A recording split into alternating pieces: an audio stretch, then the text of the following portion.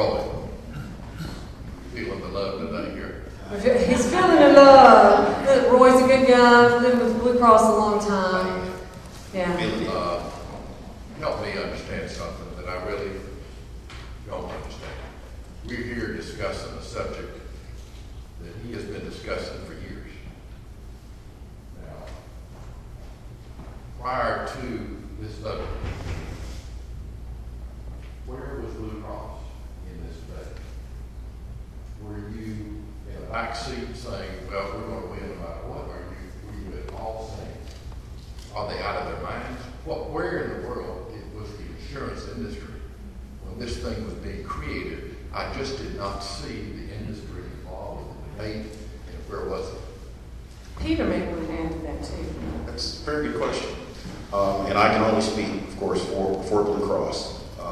We were very much at the table, having discussions regarding this whole bill. As I stated earlier, we supported reform. We were there to discuss how reform could happen and the way to go about doing it. Things such as the individual mandate, we pressed. We got to make that's got to be stronger. We pushed for that. We were with the Association of Health Insurance Plans, AHIP. We were with them. They were our allies. All the other health insurance plans were together. But we were definitely at the table as a part of these discussions. Did things turn out exactly like we wanted them to? Absolutely not.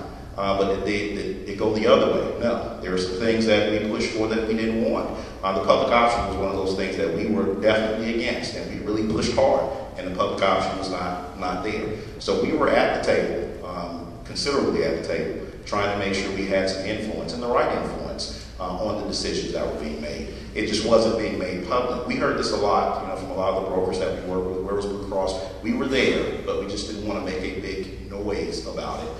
Because when you're dealing with those kinds of situations politically, you want to make sure you're doing it strategically and you're talking to the right people at the right time, and we were doing that.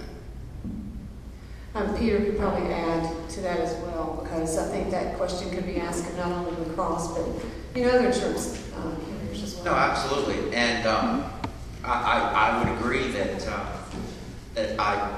from our being there in the policymaking circles in Washington, the insurance carriers were very much advocating for the right kind of health reform, as was the professional agent and broker community. We believe we had good, concrete, substantive ideas as to what constituted the right kind of reform. We were similarly adamantly opposed to a government-run public health insurance option that would continue to cost shift expenses to private insurance and to just exacerbate the scenario that we have currently.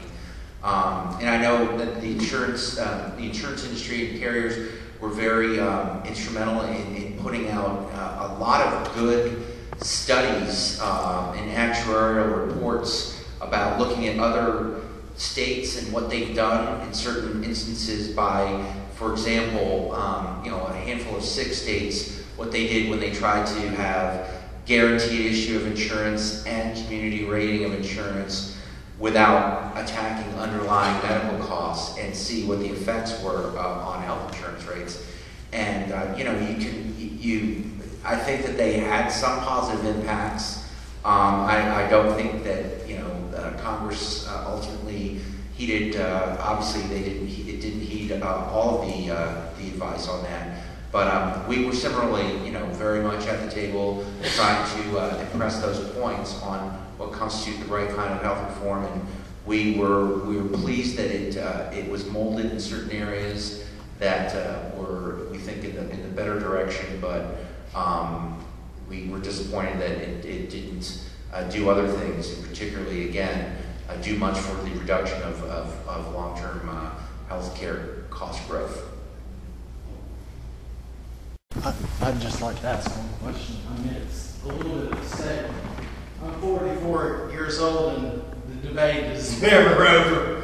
But as far as what I've seen is I see the companies represented, I see lawyers, the insurance company, and doctors represented, but I don't see the average person represented. And that was what this bill was supposedly supposed to be intended for. Okay, and we have to reduce the cost, and I hear things about penalties, and if we enforce these penalties and we can enforce these people and make sure that they buy insurance, they're broke. These people are broke, and if you install these penalties on these people, how are you going to get them, first of all? How are you going to enforce that? And then you're going to push them over the edge, and people are already on edge in this country. So, I mean, I think we need to move back away from the negative types of enforcement issues and the ideas. I mean, I know that's the way we move towards in this country. We need to move towards a freedom, and, you know, people do need insurance, but they need a way to find affordability of insurance. That has not been addressed. Premiums are getting more expensive. I remember, you know, I have an individual policy. Okay, it's $107 in 2003. It's $210 now. Okay, I'm making less than $20,000 a year right now because of the economy. I mean, that's the realism that we need to install. And I wish somebody would come at it from that angle, but I guess that's just not ever going to happen. Well, that's a very important comment because the legislation was intended to address affordability and accessibility. Well, in the state of North Carolina, everyone has access to health insurance. You can get health insurance no matter how sick you are. Ultimately, you could be seated into the inclusive health high-risk pool. However, affordability, you're right, was not addressed. And affordability cannot be addressed until the cost of health care reform, or the cost of health care is being addressed, until tort reform is being addressed. So I'm right there with you, because for the average consumer who I serve every day, I'm still presenting rate increases. And they're going, wait, what's going on? You know, why are my rates going up? I thought this legislation was supposed to positively impact what I was seeing on a day-to-day basis. But the legislation really only addressed one leg of that three-legged stool. And you can't solve the problem by just addressing one segment or one section of the three that need to be addressed to really have an impact. So I agree with you wholeheartedly, and I think that needs to be said more. Let me respond to that. Thank you for that comment. I'd encourage you to go to my website, physiciansforreform.org. It's really a patient advocacy group. Maybe if I can take just 2-3 minutes to tell you how I got into this. When I was finishing residency back in the 1990s, I was doing a lecture, ran rounds, and for my subject I chose to read about Peter Singer. He's a chair of bioethics at Princeton University. In his book, Rethinking Life and Death, he proposed we change the definition of human life so that humans are, quote, fully human until the 5th week of age, thereby opening the door to infanticide so children born with disabilities can be put to sleep. It's a far more efficient system if we just get rid of the patients with disease. And sadly, he's one of the most prominent bioethicists in the country and has international fame. I read through about 60,000 to 70,000 pages of history and philosophy, and trying to answer the question, how did America reach a place in our history where one of our leading bioethicists could seriously propose infanticide as a way to deal with the rising cost of health care? This is a 45-minute lecture, I won't give it now, but there's a trend, there's a pattern. Essentially, physicians have followed one of two possible roles in the course of Western history. There's two early Greek contemporaries, Plato and Hippocrates. Plato said, he wrote in his Republic specifically about the role of the physician in culture. The physician is really a tool of the state to look out for the economic good of the state. And Hippocrates took precisely the opposite perspective, saying the physician was really a patient advocate to look out for the well-being of the individual.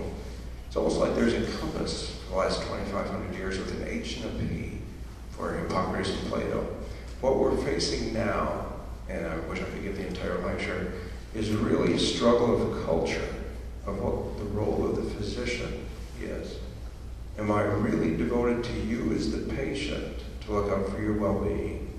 Or am I really an employee of the state to look out for the financial interest of government?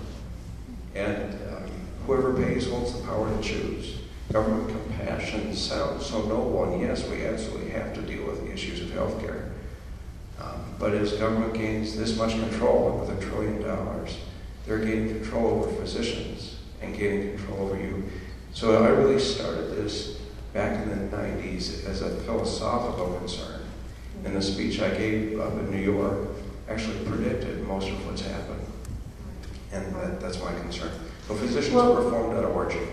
I just want to say thank you to all of our panelists today. I think they deserve a round of applause, and our business leaders as well.